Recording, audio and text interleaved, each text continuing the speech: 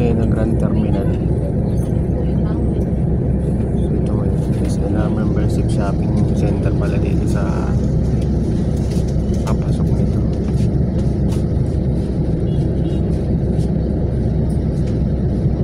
Paglampas lang siya ng diversion sa packet ng Tayabas.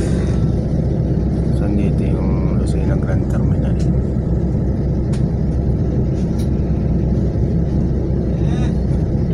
So papakita ko dito yung mga sakayan dito.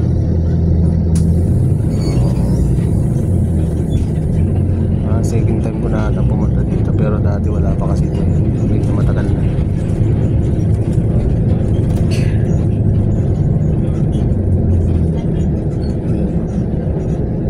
So malapit siya sa highway, Maharlika Highway. Dito yung mga sakay ng mga bus, mga jeep. Ayan po, Lucena Grand Terminal. So bayan. Dito rin pala yung Pag-ibig Fund ng Lucena, PhilHealth. So one stop shop pala to. Meron din bangko doon. So kompleto dito kasi may tricycle terminal. May ito mga jeep tulad nito, Lucena City, Bulang-Bulangan. So dito rin yung DTA opisina. Mga tricycle. So wala tayong mga bus sa bandang likod. So ito na yung babaan. Dito na ako bababa.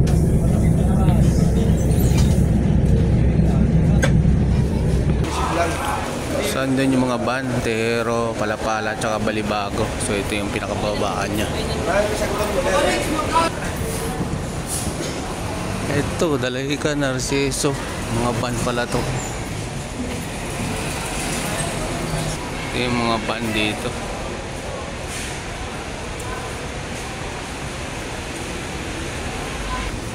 So yan po, pinakita ko yung sakayan ng mga jeep ng mga van dito. So medyo marami pa ng ruta dito.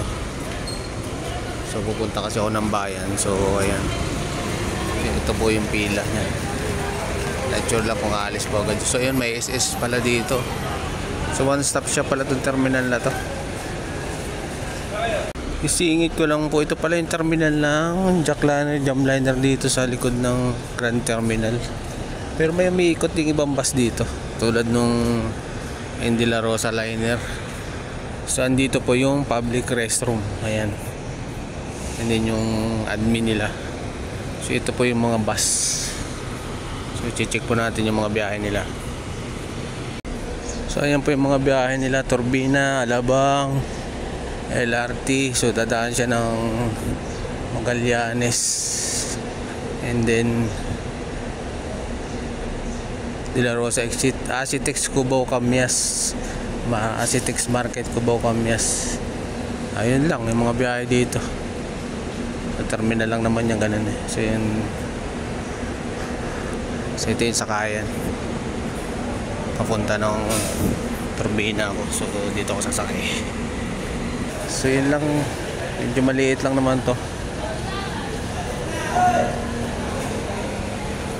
So tatanong tayo dito. So yun lang po. So medyo maliit lang naman to. So, mga jeep dito papunta ng usually bayan lang. Pero alam ko may mga biyahe ng mga jeep dito eh. So message na lang kayo sa comment section, and then try ko pong sagutin yung mga ibang ruta dito. Kasi medyo mahaba na po yung video. So if ever may mga katanungan kayo. Kasi usually stopover naman to ng papuntang Bicol area eh. So summer late siguro dito nang dumadaan. So message lang sa kayo sa comment section, and then try po natin sagutin. Maraming salamat po.